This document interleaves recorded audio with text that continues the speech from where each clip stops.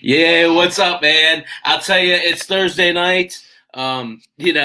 Just got done talking baseball. I could have gone for another hour, probably, Randall, but I was so anxious to get off the air, shove some food in my face, freshen up my bourbon, and get on the air with you because this is the fun hour, right? This is when we get to actually talk about whatever the heck we want to talk about. So, first off, how's it going, brother? Oh, it's great, man. It's Thursday for me and you both. It's just a little crazy because we both do shows. We came on the air at 6:30. Then I got off the air, and as soon as I got off the air, I started listening to you and the baseball. Drove home, and you finished. I got about a 40-minute ride from the studio. So as soon as you finished, I ran in the house and shoved two bacon, lettuce, and tomato sandwiches in my mouth. Did a mock draft, and then got online with you. Nice. Yeah, and you know what? It's funny because on one hand, you work so hard preparing all this, right? Yeah. But on the other hand, what the heck else would you rather be doing? So, that's why I like doing this show with you because we kind of can just do whatever we want to talk about, right? True. And, you got me thinking about catchers. And I mean, that's probably the reason.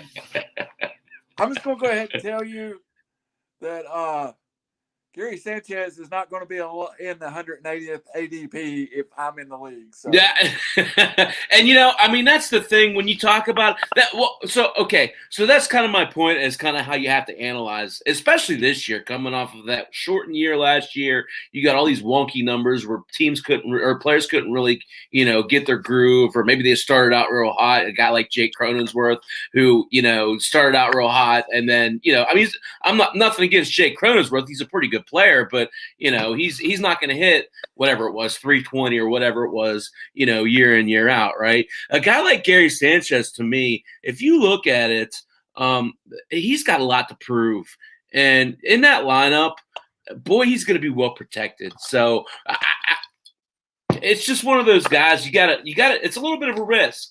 And one thing I didn't mention, if you're going to take a guy like Sanchez, you almost have to turn around and take a high floor backup, especially if you're in a league where you have a bench and you're able to do that, right? Right. And, I looked at it when you were talking about Contreras. That was like my one guy that I was like, there'll be somebody in our league. We're going to play a league together that's going to go get Contreras. Yeah. In the 7th or 8th round. I don't have any doubt about it. Yeah. I really like to wait for catcher. But I like to wait. I like to get the one guy that I feel decent about. But then I also like to go ahead and stack somebody else right next to him. Yeah. In the mock I did a few minutes ago, I drafted Sanchez, but I also took Sean Murphy. Right. So, right. In that situation, I'm almost hedging my bets because I'm taking two guys that you don't know what you get, but you're going to get good production, I'd say, out of one of them. That's a great point you talk about with Contreras, someone reaching for him. Here's my thought process on that, right? So, and this speaks to the value of like actually going and making your own personal value set, right? Because you saw on my list, I had him, I don't know, second or third, really third, I think. And I jumped him over Salvador Perez. I jumped him over a couple other guys that were ranked just above him. And I did that in the mindset that when you go and you draft, and you have this valuation that isn't, what the industry's telling you.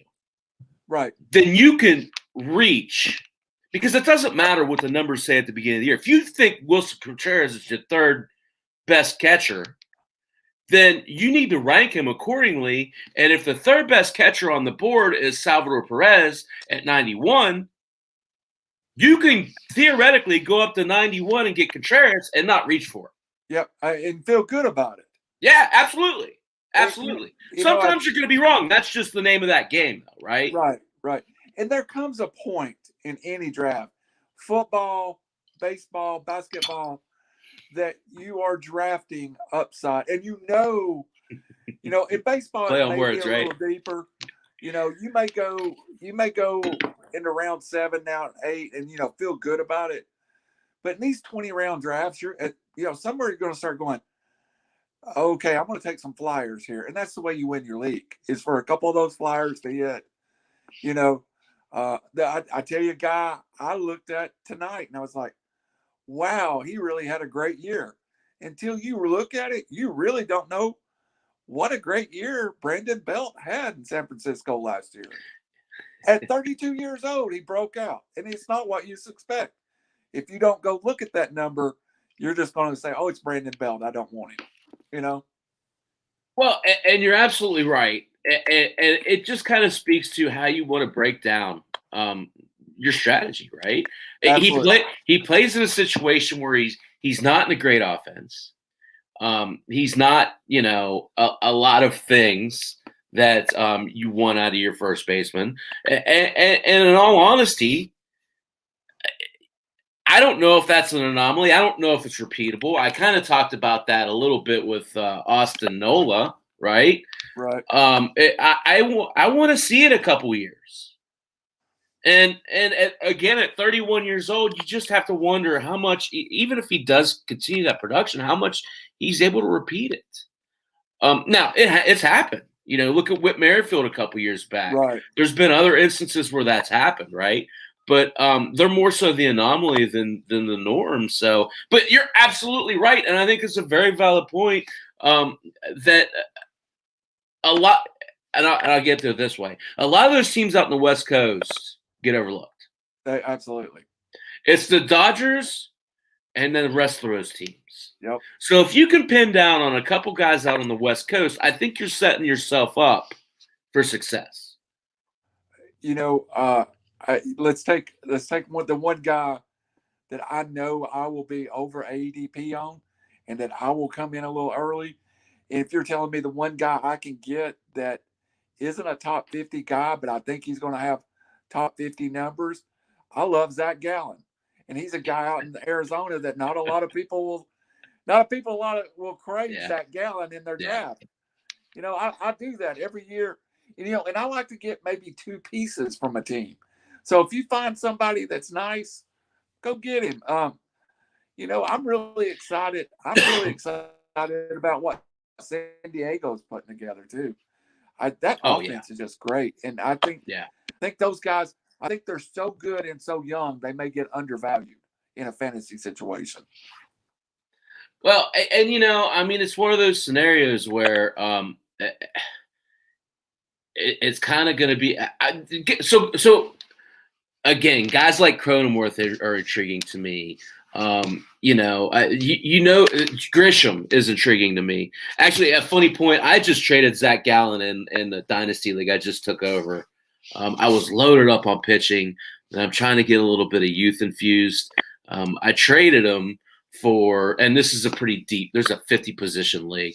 I traded him for Brian Hayes and Matt Liberatore from the Cardinals. So I was pretty happy with that. I mean, it's kind of a flyer on Liberatore, but with Hayes at third base, I feel like I got a potential all-star here, maybe as soon as this time next year. And with my pitching staff, I mean, again, this is an inherited team. It's pretty loaded. I have guys coming up off of injury like Edrod and Paxton. I could afford to let go of them. I hated to do it, but I'm pretty happy about the return I got. You got high value. You got more than you could have gotten 12 months ago with an armed robbery for Zach Gallen. Right. So, right. Yeah, I mean, I get it. I'm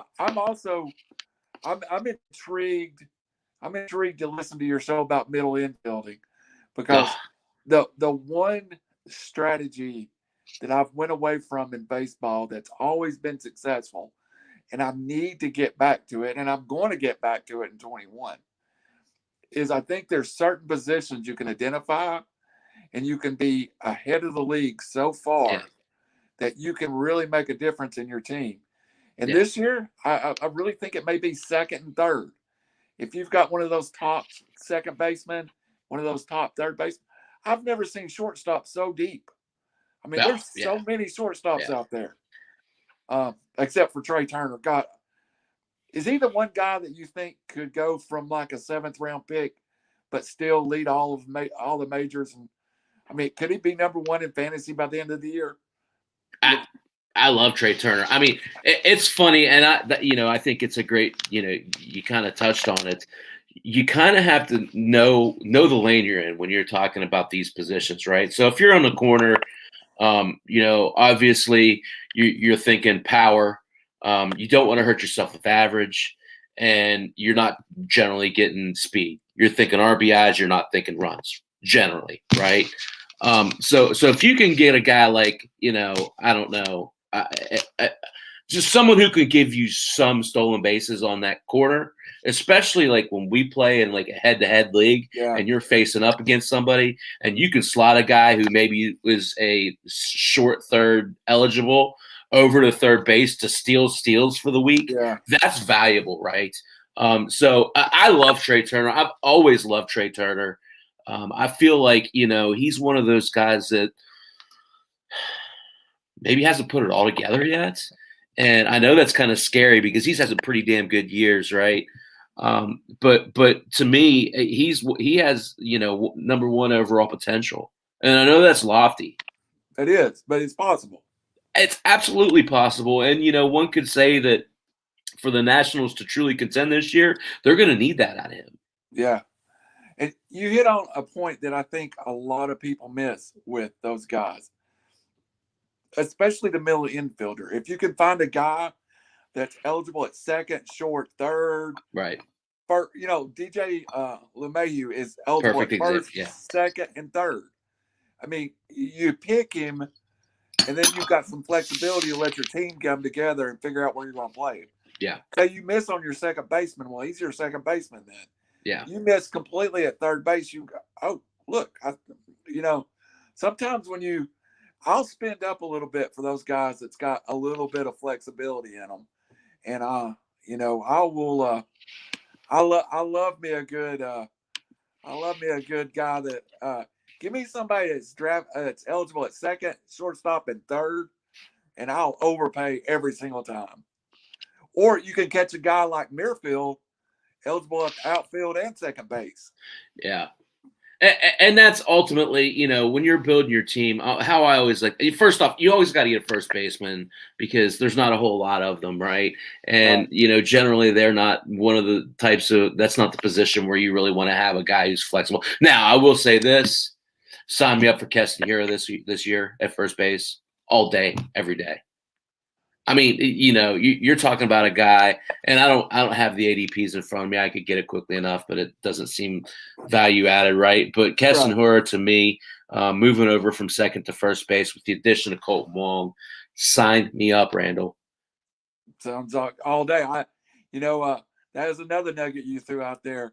I'm going to be doing my research on Colton Wong this week. Yeah. Those numbers at Miller Park are ridiculous. Yeah, and you kind of have to be careful with those, right? Because sometimes you're facing really bad pitching. But I don't think that's the case here. I mean, you look back at some of the arms that they have. I don't think that's the case with Milwaukee. I just think it's the fact that he really likes to hit there. And, let's be honest, that's, outside of Coors Field, that's probably the most hitter-friendly park in the majors. Yeah, yeah. So, and it's actually killed a couple of really good arms, I think. Oh, it's really hard to pitch there, and I don't think people realize that enough. I was so high on Freddie Petralda a couple of years ago. I still am. I'm not going to lie to you. I still am. He'll figure it out. He's still young. Yeah, and one thing you can't teach is a 97-mile-an-hour fastball. Corbin Burns is another one. I trust both of those guys. So let's pivot a little bit. I want to talk some college basketball. But first, I want to pepper you with a couple questions. Hit me. Last night, doing a little draft prep, sitting with the wife, watch TV, flipping through the channels, came through. For the Love of the Game came on. My second favorite baseball movie all time. Just get with me.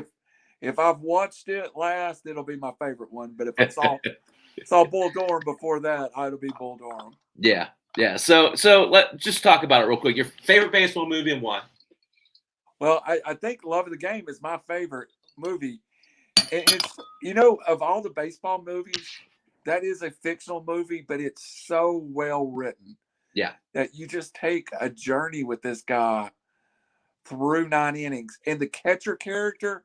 John Riley's great. Yeah. everybody knows that guy on his favorite major league team.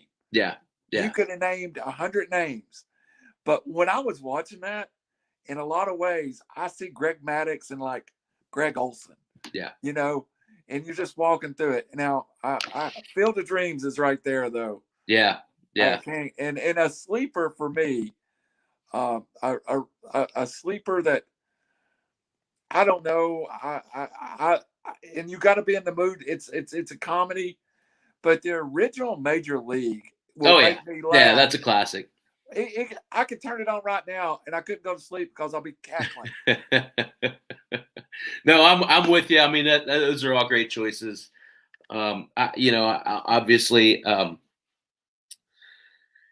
For Love of the Game is definitely what I like about For Love of the Game. It's my second favorite, like I said, movie. And the thing I like about it is it talks about, for me growing up in baseball, I just think it does a really good job of walking through those special relationships you have with your friends when you're playing the game. Really kind of it's funny because the love story makes it a little sappy. I get it, but I think it kind of it does that on purpose because I think it's kind of trying to draw a correlation between the relationships you have on the field versus the relationships you have off of them, and they're very similar, right? I mean, you put time and care into these relationships, and for me, the scene where the outfielder lets the ball go into the stands off of his glove, and it's real embarrassing. And he says to him, don't let this define you, or whatever he says. I can't remember, but to me, that just kind of shows like we're very vulnerable in the game sometimes, and sometimes rather than being beaten down, the best thing to do is build someone back up. And I think that's a good life lesson. That's one of my favorite scenes in the movie too. Just the way he said, "They're all out there to make fun of you right now. Don't make fun of yourself." Exactly. Also, I guess I take from that movie too. I am a baseball fan, and I've struggled with baseball at times, Chappy. Sure. I'm in my 50s. I went through the steroid era completely, and I didn't know what it was. I just knew the guys were changing, and I went through 2 strikes, and there's been times I've gotten really frustrated with baseball. But to me, there's a love of the game as a baseball fan, and it's almost like a romance. Baseball, it really is. Baseball is a game of numbers, statistics, and you have to embrace that, love it, and then it becomes part of your life. Yeah. And it's just like the girl in the movie. His 2 great loves was baseball and her. Yeah. Trouble with the Curve. Another good. Oh, I love it. I love it. To me, so just back to For Love of the Game. I love that scene where they're sitting there and they're talking, and he says something to her, and she's like, "They count that?" And he's like, "We count everything in baseball. That's what we do. We count." Everything. And that's the law. That's what's so great about it, right? I mean, if you want to know what a guy does versus left-handed hitters on a Friday night versus division foes, you can find that out. Yeah, you know what? We've talked about Ken Burns a little bit. Yeah, I wished I could have went to one of those great parks in the 30s. Oh, for TV. Amazing, and just amazing. Seeing the game, I love football more than any sport. I've grew up with football. I've been around it all my life. But that era of baseball may be my favorite era of sport ever. Yeah. And every kid had his team. Every kid would look at the newspaper and the radio personalities. Oh my Lord. Yeah. It was awesome, man. And the game is really changed, but it's still the same. It's great. It's absolutely amazing, and I love it. I mean, these movies that can capture. We didn't even talk about Bull Durham. I'd be remiss if I didn't at least say a couple things about Bull Durham for me personally. As you've played in my leagues. All my team names are what? Something to do with the movie. Fear and Arrogance. Yes. I was going to say Candlestick. I knew it. No. Every fantasy team name I have is Fear and Arrogance. I had a dog named Nuke. So I mean, the thing I love about Bull Durham, it's the eternal struggle versus young and talented and dumb versus old and wise and declining, right? And the brash versus calculated. And you throw in again a little bit lighter in that one, the romance with Susan Sarandon, some of the lines in there, and then on top of that, just knowing that area, living in North Carolina for a couple of years, Yeah. it just kind of, to me, it is just, it's a masterpiece. And they grabbed some real pieces from baseball history. Oh. Max Packin is Yep. just, if you ever been to a minor league game in the 60s and 70s, you saw the guy. I mean, I got to see him myself. Also, hit the bull, win a steak. Exactly. I think that sign's still up in Durham. It is. Well, it was as of 5 years ago. So, yeah, they really captured what minor league baseball is. And I have the conversation a lot. We've kind of talked about it on here. In the South, where I live in Chattanooga, Tennessee. Lookouts. Yeah, the minor leagues were the baseball we grew up with. Yeah. We had the Braves. That's it. And, but every little town, Knoxville had a minor league team. Yep. Kingsport's got a minor league team. Rome had a minor league team. Chattanooga had a minor league team. I could tell you the starting lineup of the Jacksonville Dolphins in 1984. I can tell you that I saw a team that had 3 American League Rookies of the Year back to back play. Yeah. In baseball, if you're in one of those towns that doesn't have a major league team, you can still love baseball and still see baseball. I tell you, I saw Tyler Glasnow pitch in my hometown. That's awesome. I saw Luis Robert at Winston-Salem single leg. I saw Garrett Cole. I could reach out and touch Garrett Cole. I was so close to him here at Indy. Austin Riley, Ozzie Albies. I mean, that's the great part is, and if if you scout a little bit, you know who you're looking for, right? Yeah. Which makes it even cooler. But the other part of that is if you aren't, and you just go, I saw Eloy Jimenez up at South Bend. I mean, some of these guys, I knew who Luis Robert was, but I didn't know he was going to be what he is. Right. Right? I mean, I knew he was a talented kid out of Cuba, but he was a little beanpole. I mean, he stole a base. He didn't do anything special. But you just never know. That's the point, right? Yeah. I got to see Bo Jackson. Oh, wow. And you know what? I was lucky enough that I got to see Michael Jordan play for the Barons, Nice. And those are things that you can never. Bo Jackson is my favorite baseball memory. And it happened in Chattanooga. I saw him hit a fastball as far and as hard as I've ever seen a baseball hit in my life. And the sound was so different than anything I'd ever heard. That moment stays in my head. But baseball is a great sport.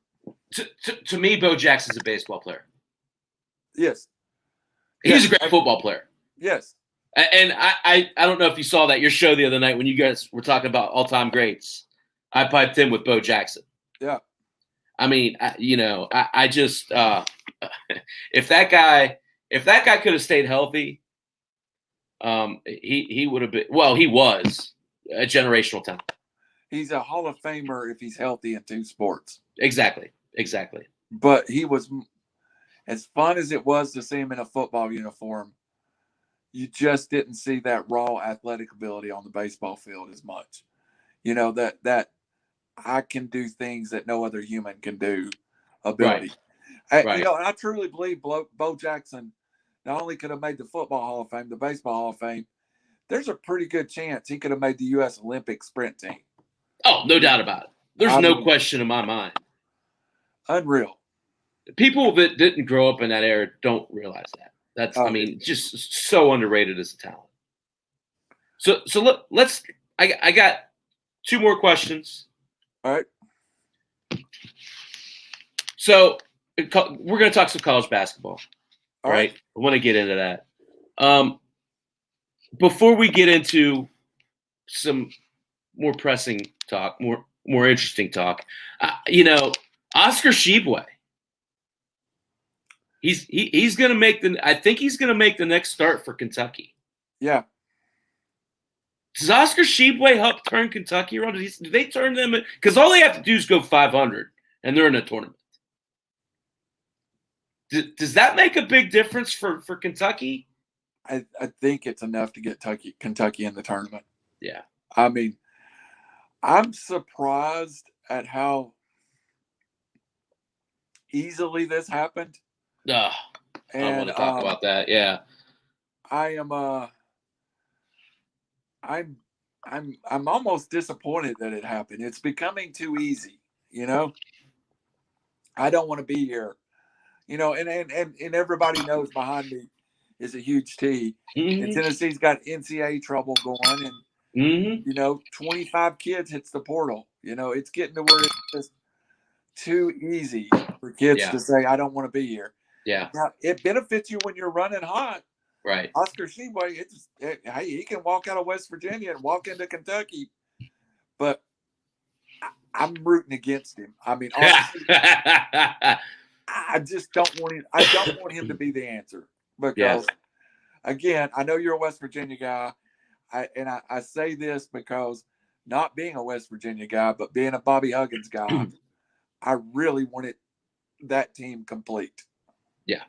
Yeah. And I think you saw it hurt West Virginia a little bit over the last, 3 or 4 weeks. But I have a little different take on that, though. Hit me with it. So first off, I want to start to build a little bit of a story here because I think it's important to know. So I think it's Huggins and Calipari are pretty good friends. Yeah. Huggins, quite frankly, is pissed off at Calipari over this. And, I think it might have damaged friendship. Basically, he said, I thought we had more class than this. So that's the first layer of that I don't think is maybe being comprehended as well as should be. Is that underlying, unspoken agreement that, hey, we don't snipe from the others, right? Yeah. So tying into your too easy to transfer theme. The second part to that is I would take your suggestion about West Virginia not being as good because of it, and I will double down on the fact that we just came out of COVID. True. And Derek Culver was definitely one of the COVID cases. It affected him kind of mildly. He had some symptoms. And Emmett Matthews was the other guy. So you're talking about your 4 and your 5. Your starting 4 and your starting 5 having a respiratory disease in a game that relies solely on running up and down the court. I think you've seen over the last couple games, those two guys are starting to feel good again. I guess my thought was during the Florida game, it seemed like West Virginia needed the one more body, but I don't follow it as close as you do. Right. Well, and so the other thing it's done for West Virginia, it's let them play to their strengths more. That's true. It spreads the court out and it lets Culver operate on the inside. It lets they have a lot of shooters. They have about 6 or 7 shooters, like true legitimate shooters. And then you could put Osabuoyen and you could put Culver in there to kind of clean up and get their now. The other thing it does is it lets Culver put his butt on the defender and post up. So it really kind of makes them play to what kind of team they really are. I can see that. The other part, the Shibwe part of it, I totally agree with you. I just for sake of, and it doesn't have anything with. I don't care that he transferred to Kentucky. I don't care that he backstabbed Hug. What I care about, he quit on his friends. He quit on a program, and he did it in an immature way. Because here's what you want to get down to what brass tacks is, Randall. He didn't work as hard in the offseason as the other kids on the team did. And when it came time for that to flush out, rather than stepping up and being a man and saying, yeah, I effed up, he ran away. That's my problem. I agree with the team thing. That's what bothers me. And I agree. I have a good friend. His name's Austin Frills. What's up, buddy? And we talk. And Austin is my ex-intern at work. So Austin is just out of college. He's 24, 25, doing great things in his career. We vehemently disagree about the transfer rule. I am more of the old school. You sign with a school, you can transfer, but it costs you something. Right. He is more of the instant satisfied. I can leave now and be eligible right now. Right. I'm scared what's going to happen in especially college basketball. If you're Duke and you're a point guard away from a national championship, is Mike Krzyzewski going to Duquesne to recruit their all-conference point guard? I just don't want that to become the norm in college basketball, because I love small level. I love great. the Chattanooga Mocs. Look, man, when it comes tourney time and we're on that show, March the 14th, I'm picking Drake to win their first round game, no matter who they're playing. I just don't want them to be in a draw with Tennessee. No. Drake will be a 12 seed, and I'm going to have Drake to the Sweet 16. And if you don't like it, get your own sleeper. But you like the Drake? Yeah, I mean, that's what makes that tournament in college basketball sacred. To me, Albany State does not have a chance to win an NCAA football playoff game. Right. Albany State has a chance to win an NCAA tourney basketball game. And that's what makes March Madness. Every year it's going to happen. Not good does, right? Yeah, it does. Yeah. Every year. Yeah. And a couple of years ago, we faced it. We were part of that. Us too. The Louisville Chicago run to the Final Four. And I truly believe if we don't lose to them, we're in the Final Four where they're at. Yeah. But, it happens.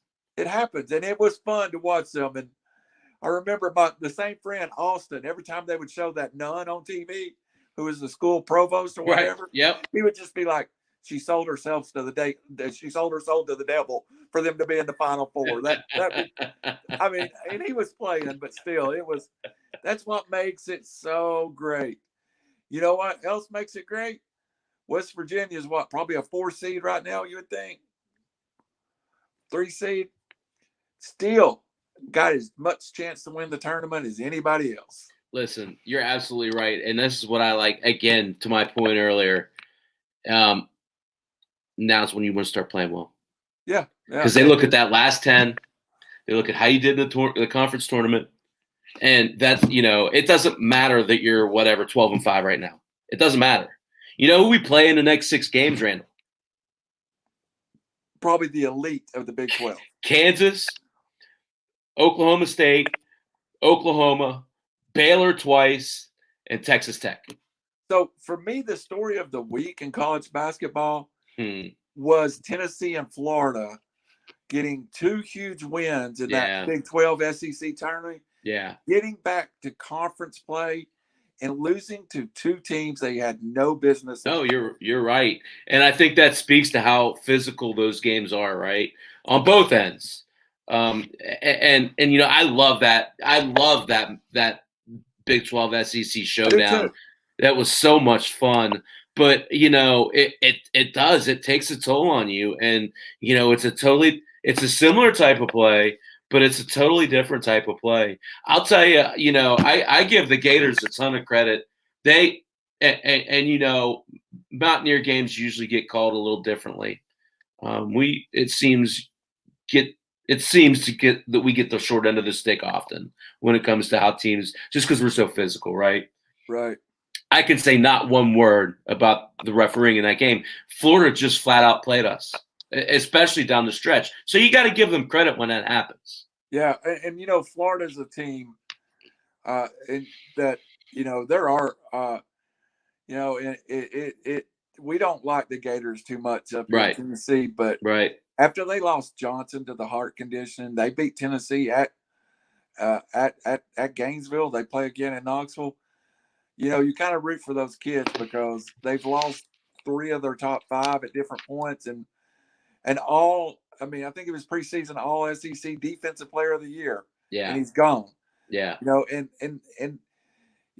you think about the Hank Gather story and how well they played after Hank's death. Right. And thank God this wasn't a tragedy like that. But I thought it was a real good game. I thought Kansas is in a tailspin. Tennessee's in a tailspin. Yeah. Don't get me wrong. Kansas is in a tailspin they're not playing well.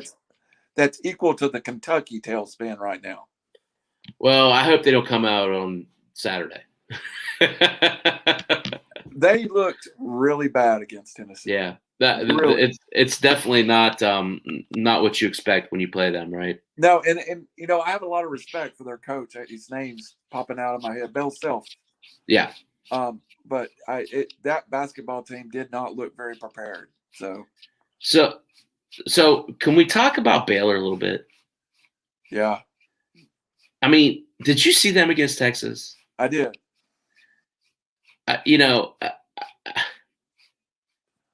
What's your criticism of Baylor as a basketball team? My criticism is I had the wrong team favorite to win the tournament. I have now moved Baylor in front of Gonzaga. Yeah, and I mean, so you want to talk about a team taking on the embodiment of their coach? It is 100%. What they do well, they shoot. They don't miss open jump shots at all. Yep. They do a great, it's not a pick and roll, but like a motion offense, right? And they drive to the bucket exceptionally well. Their defense could be suffocating. And they're multifaceted. To me, you're talking about a team here that could beat you with any of their starters. Yep. They've won every game by 8+ points this season. The only other team to do that for the entire season is the 1991 UNLV team. Now, we got a ways to go. I understand that. We do. But they beat Texas. That game was close with 6 minutes left, Randall. And they just suffocated them down the stretch. So I'm going to throw a comparison out to you. Love it. To the mid-90 Arkansas, Corus Williams, Nolan Richards, athletic defense, the amoeba defense. And shot. And Nolan Richards, who shot 40 minutes of hell. Yeah. Yes. Baylor is 40 minutes of hell. Yeah. I would hate. Baylor is a match. Everybody's got a hand on somebody, a poking at the ball. They are the most irritating team in the country to play if you're a point guard, I would believe. You're absolutely right, and that's a great point. They have such good hands. Their hands are so fast on defense. Yeah, I really – and Gonzaga, again, I've watched them. They're great. Brilliant.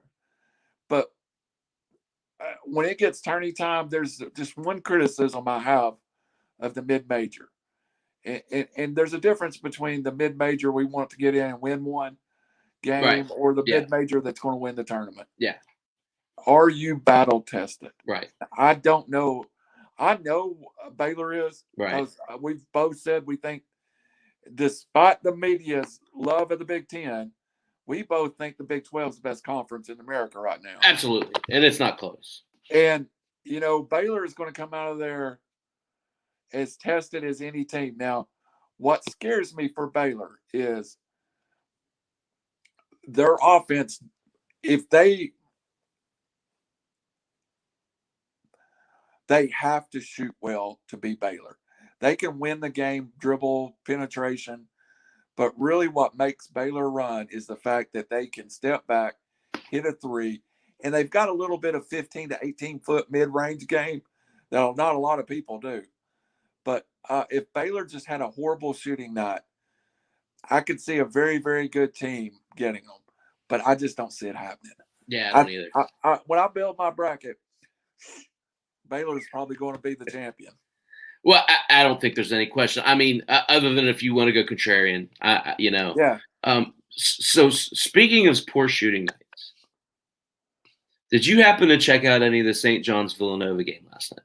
I did. I did. I actually had it recorded. If you go to my DVR, I have Dish Network, and I've got all these games recorded, and I just go through it the next day, and I'll delete them all. But for the folks that only watches the show, you don't see all of the show because right. Chappy and I've got texts going all week long. After you talked about the show, and I forgot to share this remind me to share this later. I got to put this on the D. Swain Belo show. Yeah. After you mentioned the game this morning when I got up at 6:00, get ready for work, I watched St. John's and Villanova. I tell you, I mean, what a great job by Mike Anderson.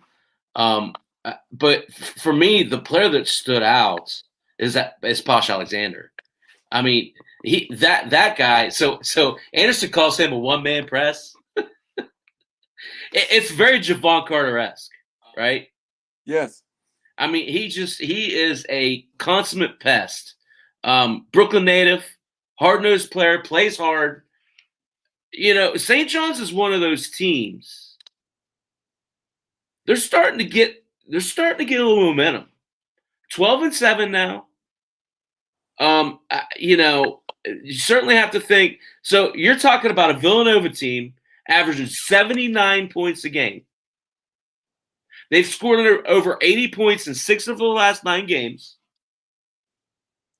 Was held to 56 last night. Yes.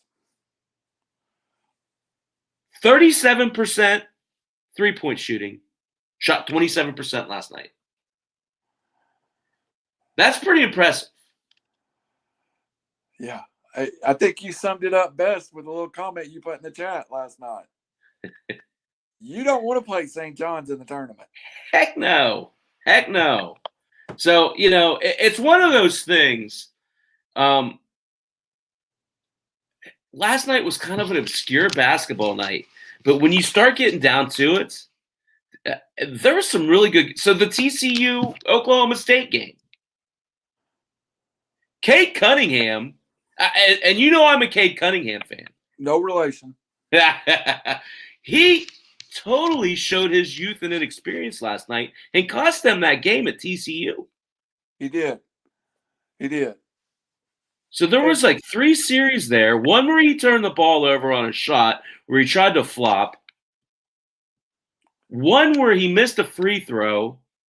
I can't remember what happened with the other one. But, it's interesting to me because I just – that you kind of get that when you get these high recruits, right? You're going to have big-time growing pains. You're going to see flashes of brilliance. With Cunningham's, it's been more – consistent brilliance, but you're also going to see these gaps where and they did it against West Virginia. They just gave up the game. But boy, there's a lot of talent there, Randall. There is. And, I think we were talking about Kentucky earlier. I think that's a kid they were so convinced was coming to Kentucky that they didn't have a backup plan at the point guard. And it's obvious when you watch them play this year. Yeah. And Cade Cunningham is going to make a blue zillion dollars in the NBA. Oh.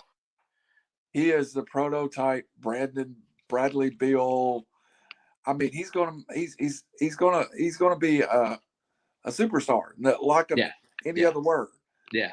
And but there's not a lot of pieces around him sometimes. Well, and when he don't play A+ basketball, I worry about Oklahoma State. I'll tell you my opinion of Oklahoma. Lively's a good player, but Lively's a point guard, and he's a little too unselfish at times. He's a really good shooter. Yes. But he just does. He's not aggressive, and he doesn't have the confidence. He's a freshman too. He was a top 100 freshman as well. But to me, he kind of disappears. His youth shows in crunch times, because it's not like in high school. You could be playing another great team. There's a ton of pressure on these kids going down the stretch because they're going up against guys, whether it's even TCU last night. You're going against a team that's pretty experienced. Right. So when it comes down to crunch time, you need to make the right passes. You need to hit your free throws. You need to stay in front of your man. You need to not use. I mean, there's a sequence of things you need to do to be successful in these big time games, and they're every night in this conference. And it doesn't get any better with the conference tournaments coming up. Ooh. I mean, I try to tell people, and I think you would agree with this. Right now, I think I'm looking as forward to the conference tournament as I am the NCAA tournament. Yeah. I really get into that conference tournament. I agree. Week. And it's a gauntlet, right? Yeah, and then you got to come down next week and be playing an opening round match. Yeah. You've played Kentucky or you've played Baylor or Oklahoma on a Sunday right, for the conference championship, and somehow 5 days later you're now doing it again. Turn around and play Nicholls State. That's how this happens. Yeah. Yeah. And people wonder why there's upsets every year, right? Yeah, absolutely. All right, man. Any other basketball notes? I got to watch a little West Coast basketball the other night. Okay. That I normally don't get to see, and I kind of saw a couple of Pac-12 teams, and I was really unimpressed. Yeah, I'm with you. And I know there's at least some bias, right? I mean, but it's funny because I think you're a lot like me. I mean,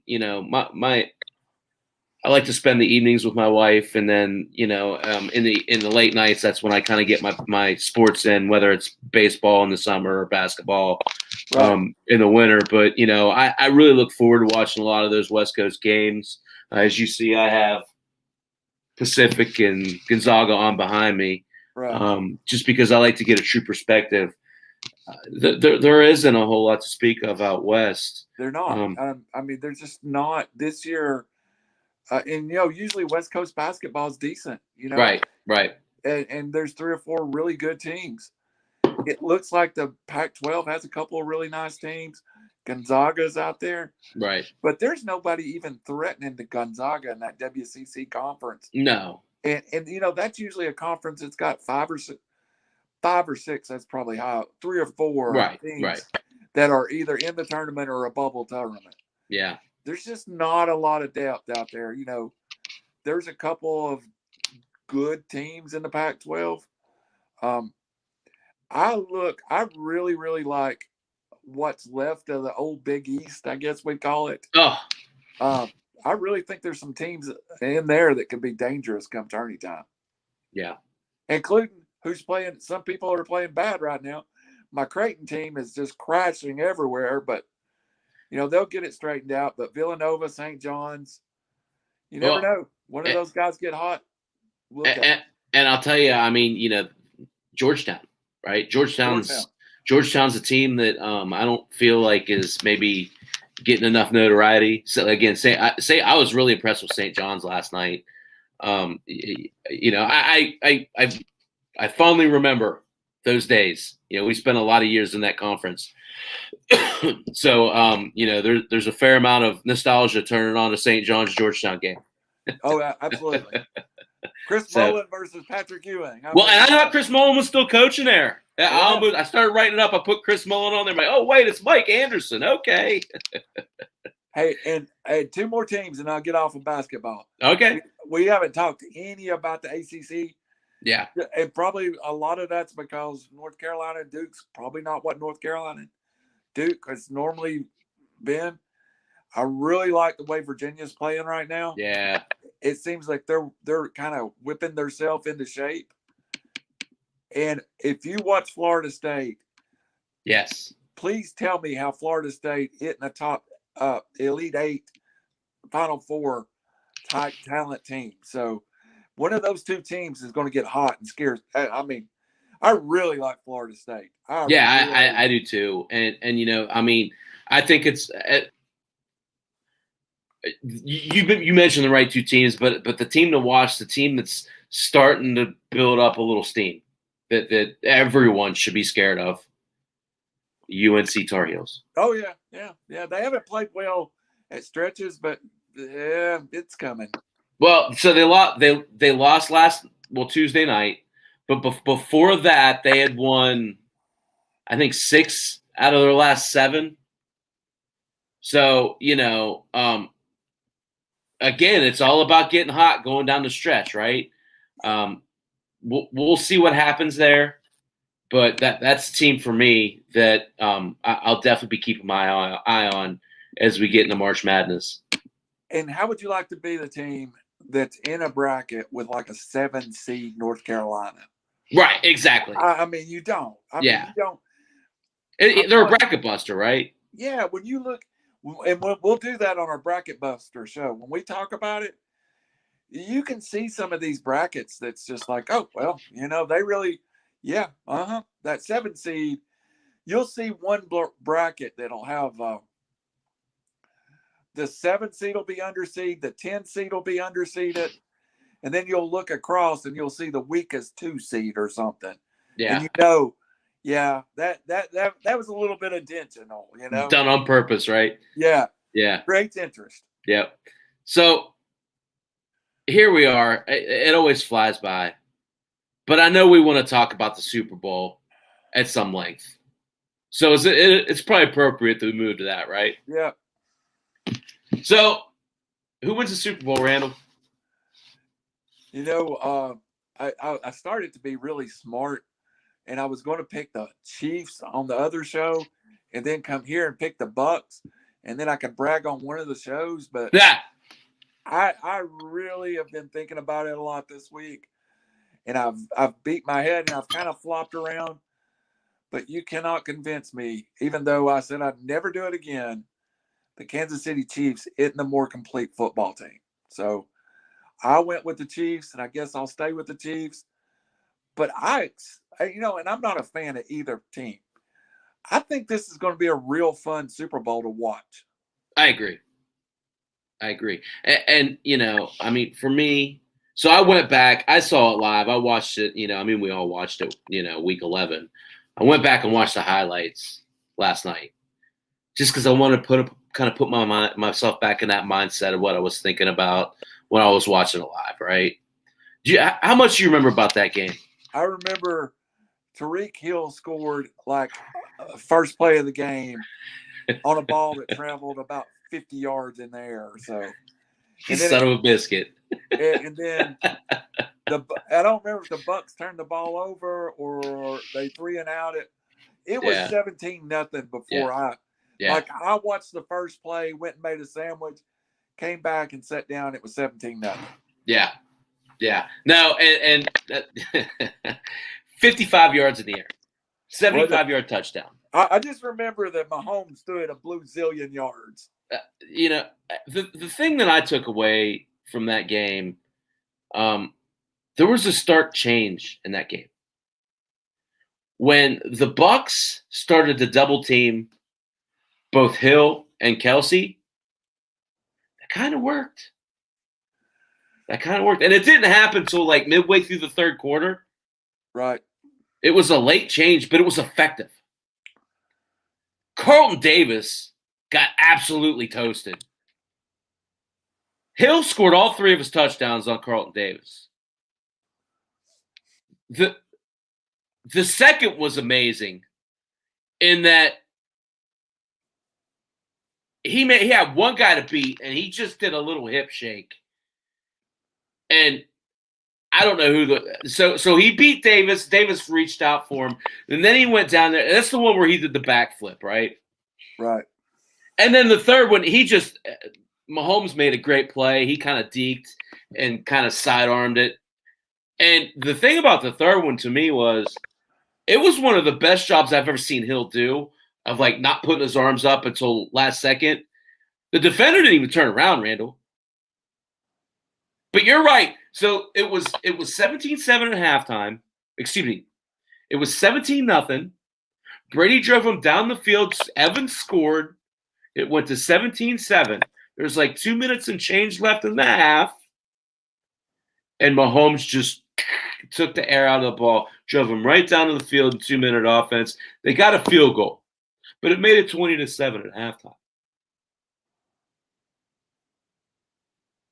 Kelsey was a big part of that game, Randall. I agree with you. This is going to be a game for the ages. I don't think either one of these quarterbacks lets their team not play well.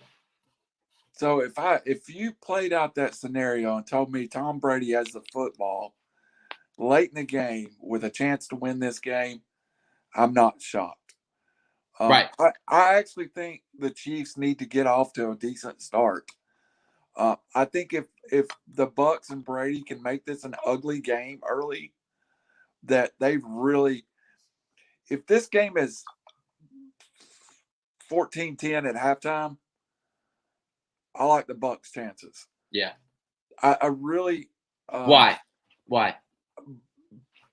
I trust the ball in Tom Brady's hands, and I hate to say it, I of course trust Andy Reid more, but I actually think that if it's ugly, Andy Reid will push the issue, and his young quarterback will push the issue. And when you've seen Mahomes play bad, is in a situation where he's under pressure, constantly harassed, and I could just see Tampa making this an ugly football game. I also like Tampa's running backs if they make it ugly to run the football better than Kansas City. Yeah, and that's the point I wanted to drive home. One, Ronald Jones had an amazing game last time they played. That's the game where he had that long touchdown run down the sideline where everybody thought he stepped out of bounds. Yeah. That to me was one of the runs of the year. And Evans had Evans had 2 touchdowns in that game. Didn't that game end up in like a 1-score game? Yeah. They had a chance. So basically, KC drowned out the clock. It was, I think it was a 4-point game. I can't remember exactly how it ended because I got distracted or whatever at the end. But it was like a 4-point game or a 6-point game, something like that. KC Mahomes won it with his legs. He ran for 2 big first downs, just drowning out the clock. You just never doubt. If 12's got the football, he'll figure out a way to get it done. Yeah. But unfortunately, and you said it, Kelsey will be part of the game plan. He'll be, and I think they're going to get a lot of coverage. I actually, and I don't know who it is, but either Hardman or Watkins or somebody is going to have a lot of opportunity with one-on-one coverage in this game. Yeah. Because I don't see Tampa not bracketing Hill and Kelsey all over the field. So Robinson seemed to be open a lot last time. Yeah, if you told me one of those guys end up with 2 touchdowns and 125 yards, I'm not shocked. Now, what would shock me is if you tell me one of the running backs from Kansas City had 100 yards. Yeah. What wouldn't shock me if you told me Tampa rushed for 200 yards or 150 yards. Right. Right. So I'm really torn, Chappy. Right now, I'm Kansas City just because, and 2, it's a little bit of the boxer. You got to knock the champ out, and I don't know if Tampa can knock the champ out. Right. Well, and to me, so Brady versus Mahomes, who's got the better skill set around him? It would probably shock most people, but I think Brady does. Really? Yeah. Why? Well, I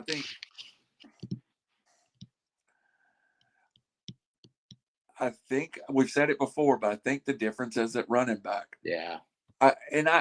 If you tell me it's Hill and Kelsey versus Godwin and Evans, and that's a push, I think the other pieces around Tom Brady is better than the other pieces around Patrick Mahomes. I give you that. I think that's where it can get ugly, and can get like if they're able to take Hill or Kelsey out of the games, that'll be huge. If they have any success, and let's add another point. I think Tampa's defense is better than Kansas City's. I think Tampa gets after the quarterback better than Kansas City's does. I think Kansas City's defense hadn't had to win many football games, and I saw Tampa really step up and the defense play well against New Orleans and Green Bay. So I like Tampa's defense, and that's what's been tearing me up, Chappie, because normally in this Super Bowl game, I break down special teams and defenses. Sure.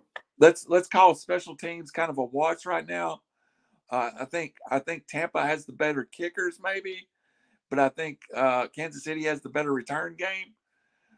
But I clearly think Tampa's defense is much better than Kansas City's. Yeah. No, I agree. So for me, I'm going to go with Kansas City. Here's the thing, and this is where I come. This is what I come down to.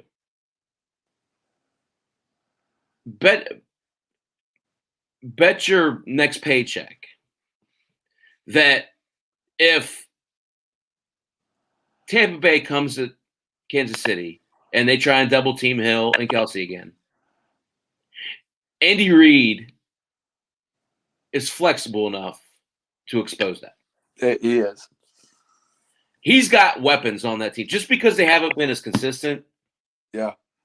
It's because it's because Kelsey and Hill have been so good. If they negate those guys, it would, like to your point earlier, it wouldn't shock me if McCole Hardman had a huge game, if DeMarcus Robinson had a huge game. All of those guys are capable of doing that at any time.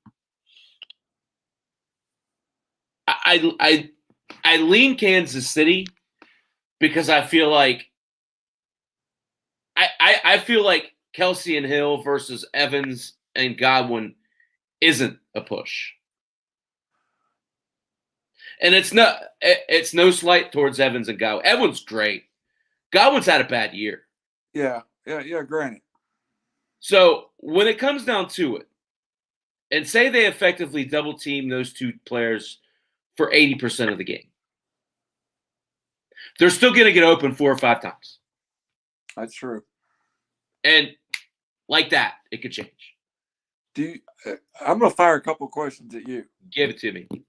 Do you think Tyreek Hill becomes the return man for the Kansas City Chiefs in all situations during the Super Bowl? In the Super Bowl, I would. I mean, I absolutely. I'm trying to get him as much exposure. I'm putting him back there on kick returns. If it's a close game, yeah, he's touching the ball. If it's an opportune time, I guarantee you they've got a couple plays drawn up where he sneaks in there, and they could do gadgety type stuff with him. What are you saving him for? Do you think that playing at Tampa makes a difference in this football game? Yes and no. Yeah. I mean, of course, there has to be some, you can't deny getting dressed in your locker room, playing in front of your fans, even though I know it's weird, whatever. Getting up and spending the morning with your family. There's benefits to that, right? But the other part of it is, there's also a lot of pressure. Yeah. And there's a lot of pressure against a really good team. And there's a lot of distractions that come with it too, right? So, I mean, I think that's that. I don't know that plays a factor in the end game. I think this comes down to who executes better than the other team, who turns or who takes better care of the ball, and who makes the big plays. So one of the shows I watch a lot of, he said the wild card and to the game is Clyde Edwards-Helaire. Is there a scenario that he touches the ball 15 times? I feel like, and this doesn't happen very often in an Andy Reid offense. I feel like if he gets a lead in the second half, you see a different Kansas City team. And that team is going to look a lot like an old school Kansas City. They're going to run the football. And I don't know if it's Hilaire. I don't know if it's Bell. It could be both. I mean, to me, I think Le'Veon Bell, as much as I hate the guy, is the wild card. I trust the ball with it in his hands more than I trust it in Hilaire's. Yeah, me too. Me too. He's played in plenty of big game situations. So that to me is the one guy for KC that, and I hate to say it, right, that really could be the deciding factor in the game. And on the other side, you could say the same thing about Antonio Brown. Yeah. I mean, you want to talk about – so we talked about Hill and Kelsey versus Godwin and Evans. We just forgot to mention Antonio Brown. And he was going to be my next subject because Tom Brady loves Antonio Brown. Yeah, rightfully so, right? And trust him. Yeah. And they've got a good rapport. When I was making – and I played with a little bit of DraftKings the last couple of days. I haven't put any lineups in. But one of the lineups I played with, Antonio Brown was my captain. And I thought, if I'm trying to be unique, what better way? What's the one guy? If Antonio Brown's stat line is 4 for 125 and 2. Yeah. I mean, I'm shocked, but I'm not like, oh, I didn't see that coming, because it could be.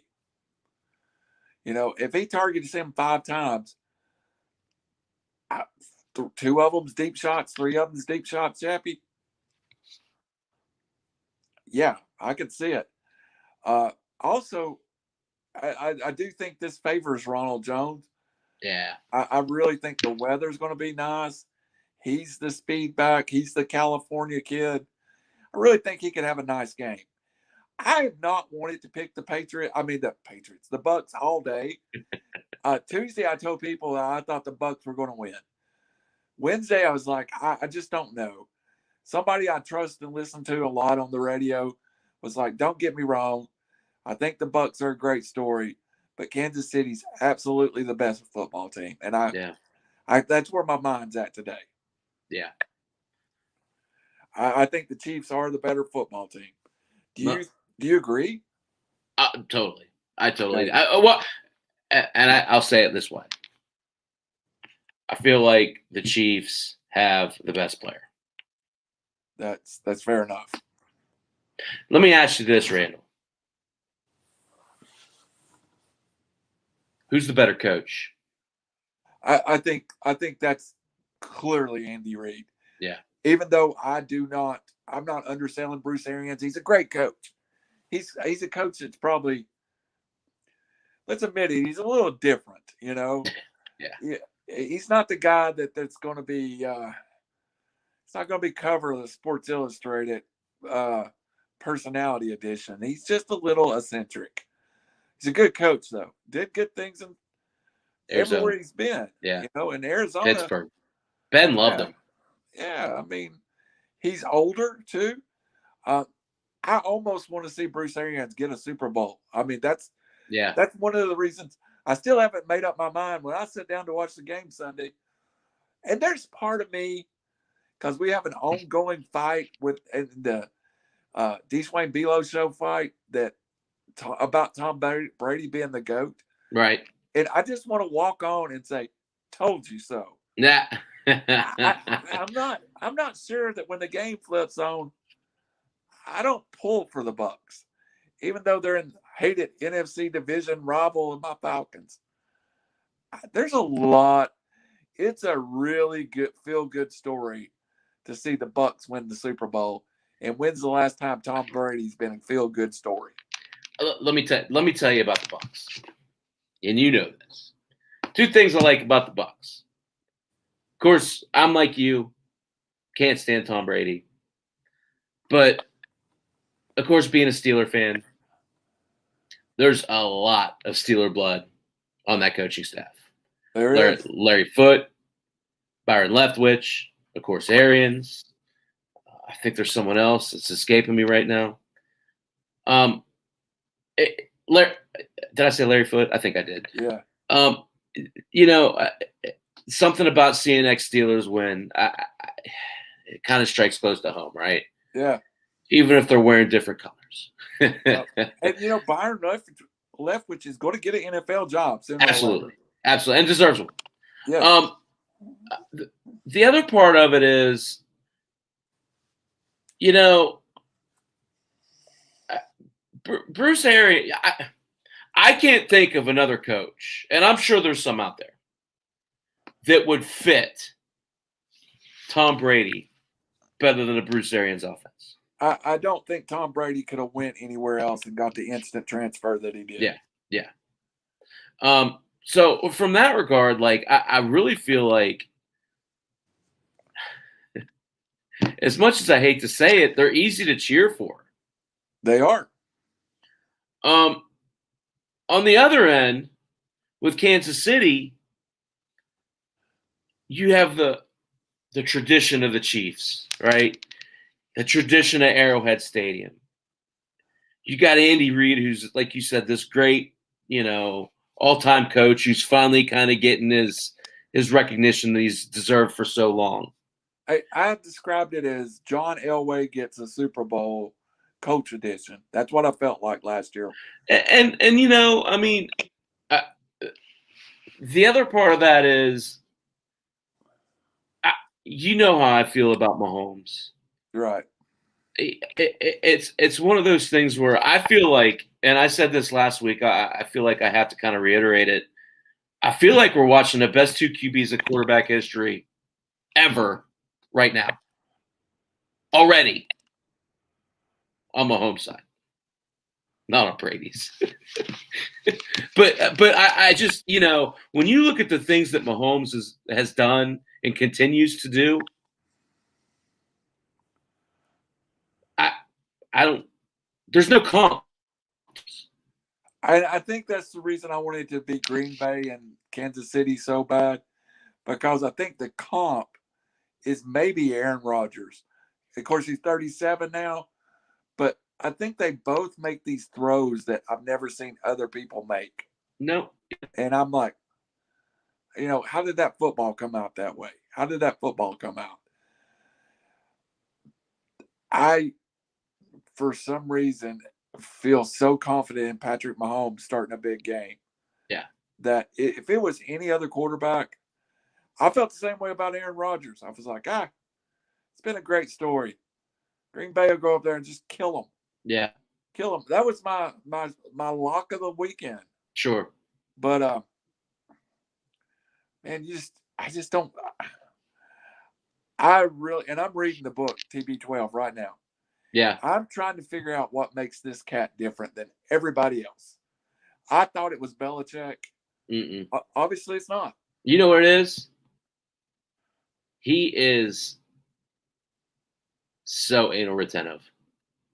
He is. Meticulous, attention to detail. He's a perfectionist in every sense of the word. I said it the other day, he's a football nerd. Not just the football. You look at his nutrition, at how he trains in the offseason. It's everything with him. And give the guy credit. I mean, it's unbelievable what he's done. He's lived his life to play football into his 40s, and he's, you know, we had this discussion. It took one hit to end. Peyton Manning's neck injury occurred about 6 years before it actually ended his career. Right. And you can go. There was a hit against Washington, and he'll tell you himself, this was the beginning of the end for me. Tom Brady just hadn't had that. This is the beginning of the end moment. Well, yeah, and I think that's a great point, and I think often goes overlooked. Brady has done probably the best job of any quarterback ever at avoiding the big hit. His footwork, his hips, and his shoulders in the pocket are unmatched. Yep. Now, he's not the most motivable guy, but he is able to evade tackles by just little subtle moves that I think no other quarterback has done even near as well as he's done. And the one thing I always give him credit for, and my guy is Peyton Manning. Peyton was always jittery in the pocket, moving in the pocket. Brady is almost stoic in the pocket. Yeah. It is almost a lack of motion to Brady. I think I compare him more to Dan. Calculated motion. Yes. And I don't see that comparison get made a lot. And yes, Marino had a better arm, but their body language in the pocket, to me, Marino to Brady, is very, very similar. I like it. Both stood very tall. There's not 1 ounce of wasted energy in that delivery. Not one. No, and you know, the other word that comes to my mind, poise. Yeah. It doesn't matter that he's down 20-7. It doesn't matter. You can't rattle him. He's just professional. He's workmanlike. He's not going to get caught up in the moment. He's just going to go out and execute perfectly the next play in front of him. And I think that goes a long way with him. He's the kind of guy that could win a Super Bowl down 28-3 in the third quarter. Oh, I didn't want to bring that up. Yeah, I mean, I've got many reasons to hate Tom Brady. Yeah. So, give me a player we haven't talked about. Who's a wild card that could just do something for both teams? Well, you know, I'll tell you, you know, we've pretty much the one thing I think that, at least from the Tampa Bay side, you talked about Ronald Jones. I want to talk about, and he had a phenomenal game last time against them. I just feel like Leonard Fournette could be in a situation where he could make a couple really big catches to move the chains. He could get that 1 yard touchdown or two. I feel like maybe his role is not quite as big as Ronald Jones, but I feel like it might be more impactful than Ronald Jones is. Well, I knew you were going to choose one or two guys. So when you chose Fournette, it gave me my chance to choose the guy I was going to choose. Yeah. What if I told you Cameron Brate had 2 touchdown catches? Oh, I love Cam Brate. I mean, I'm not shocked. If I think those are one of the 2 guys, and the only other guy I can think of on Kansas City, we kind of touched on him. We kind of went by him. But I've always been a big mark for Mecole Hardman. And I think this could absolutely be a place where Mecole Hardman just has that one play that is just explosion. So here's my play in high school as a quarterback in Phoenix. Nice. It was unreal. Yeah. So here's my question to you. Is that one play? Is it an Andy Reid special? Is it a designed play at a calculated time? Yes. Yeah, I think so too. And it might be a reverse. I didn't even say throw the ball to him. Right. You might see him line up at some place we don't expect him to line up. You might see him in a quarterback snap. Yeah, I mean, I could see. That's kind of the reason it's Hardman for me. I could see Andy Reid coming up with something different. It could be Tyreek Hill throwing the ball.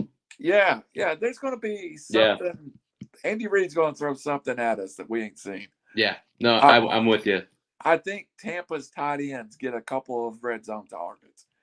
And if you're a big DraftKings guy like we are, to make yourself different, I think the whole world's going to put Gronk in there. I think Cameron Brate gets the same number of targets as Gronk. So I just feel like this is a game that somebody that's not on the edge of everybody's tongue is going to just have a huge game. Yeah. Like I said, Demarcus Robinson got targeted quite a few times last time. Yeah. That wouldn't surprise me at all either. So we'll see. One more thing I want to talk about. And I thought this was interesting. This is one of the things. So you got two tight ends, right? You got Gronk and you got Kelsey. Who's better? We already had I had this talk earlier in the week. I chose Kelsey. Yeah. And we're talking about both of them in their prime. Right. I chose Kelsey, but there's a heck of an argument for Gronk that I think Kelsey's a better route runner than Gronk ever was. I think Gronk was just a big guy that can throw his weight around, and he made a lot of safeties look stupid. I really think Kelsey's the more complete of the player. And I said it, Gronk is the freak athlete. I don't think to me, Gronk's a man-child. I don't think he even realized sometimes what he was capable of doing. So give me Kelsey, but I put them both in my top 5 of all time. Okay. So now I got to ask my real question. Okay. I'll answer first. Give me Kelsey. Yeah. Give me Kelsey. I just, what he's done, especially with Mahomes and what he's, projected to do with Mahomes. I'll take Kelsey every day of the week. But I kind of set you up there. I think you probably knew that, right? And if you've been asked this one, tell me, because, I like to be different. Who's older, Gronk or Kelsey? Wow. I know I didn't have a clue, but I'm going to say. You've been asked that? I'm going to say Gronk, but I have a feeling I'm going to be wrong. Have you been asked that one? No. They're both 31 years old, brother. Wow. I would have thought Gronk would have been. I mean, you think about it. It's such an interesting ascent, right? Because Gronk was one of those things right out the gate. He was effective. Kelsey's had to kind of build up momentum. And then, you also have to look at how each of those guys has maybe treated their body. Yeah. Gronk's probably lived a little bit more. Hey, Gronk lives Gronk. Yeah. I mean, it's just an entertaining lifestyle, right? Let's just put it that way. Let's be kind to him. I would have bet Gronk was at least 36. Yeah, no, they're both 31 years old, and it's just one of those things when you're doing your work. It's like, holy crap. I talked about him last week. Gronk's obviously a little bit ahead as far as all-time statistics, but it's not far. He was one of those guys that Kelsey's going to jump with another 1,000-yard season, which he's been around 1,300 the last 3 or 4 years. So he should catapult him pretty quickly next year. Rob Gronkowski 2021 is not the same Rob Gronkowski 2016 too. Yeah. There's 40 pounds missing off of this guy. Yeah. And the strange thing is, though, and I give Gronkowski credit, and 100% of this, he has made himself a better blocker as his career went on. And right now, he may be the best blocking tight end in the NFL. So he kind of remade himself. So, well, I'll tell you. I mean, for me, the thing about Gronk that I admire, he doesn't have to be doing this. No. I mean, you've won a bazillion Super Bowls. Why are you putting yourself through this? So it really speaks to him wanting to play and kind of cement his legacy with Brady elsewhere. I think that's kind of cool. And, maybe he's a shadow of him as his former self. That's still a pretty good shadow. Hey, he's still top 15 tight end in the NFL? Yeah. I mean, how would you like to be only the 15th best radio podcaster? And then I think I'd take that. I would absolutely take that. Absolutely. So here we are, brother. It's 11:30. That was a fun show, man. We got to hit a lot. And it's we kind of set out an itinerary, but we definitely try and keep it organic. Any last passing thoughts? Last thought though, March 14th on several networks. It's going out. It's going to be on the East Wayne Below show. It's going to be on Draft for the Upside. It's going to be on Chappy's Fantasy Sports. It's going to be on our personal Facebook. It's going to be on the Marion Messenger. We have Chappy, Randall, Raj Mehta, who just a second. Raj lost his father this week. Prayers, brother. Raj is a former beat writer for the University of Southern California and one of the best handicappers I know. Wow. The guy, when I'm betting ready to place a bet, I want to say, hey, Robbie, what do you think? His name's Robbie Davis. He's an attorney locally. He's a good friend of mine. And that's going to be our cast of characters on March the 14th. And you know what, brother? They're going to challenge. Everybody's going to get challenged. If you make a pick and don't know your business, you'll be kicked off the air. We also, we've got a couple of guests coming from Tennessee Macabre, which is one of those great local shot theater kind of shows. And we'll probably have a couple other people just dropping in and out. It's going to be fun. We're going to kick it off about an hour before the bracket reveal. And I'm looking super forward to it. Yeah, me too. It should be fun. I'll have a camera other than being here and there. I'll actually have a camera by then. Well, I'll tell you, I touched on it earlier. This is a great time of year. I love doing draft prep.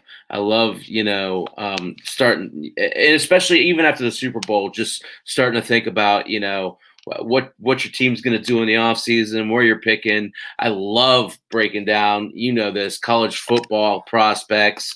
We haven't done that a whole lot yet. I'm looking forward to doing that here over these next couple weeks.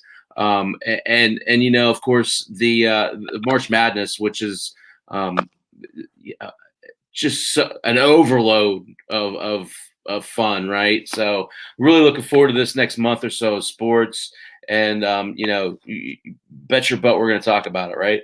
Yeah, we're going to be doing a lot. They may be one more of these River City specials working for that first round of the NFL draft. We won't sit here for the whole first round. We may do about, 4 15-minute segments, maybe pick 8, pick 15. It's not announced, but you could probably bet that you might see Chappy and Randall around somewhere during the NFL draft. Yeah, I love talking that stuff, and we've certainly started to delve into it just at a super high level. I think maybe next week we start talking a little bit more deeply on it. Sounds good. I got to get prepped for the baseball draft. I'm sorry, Chip. I'm going to pep you, bud.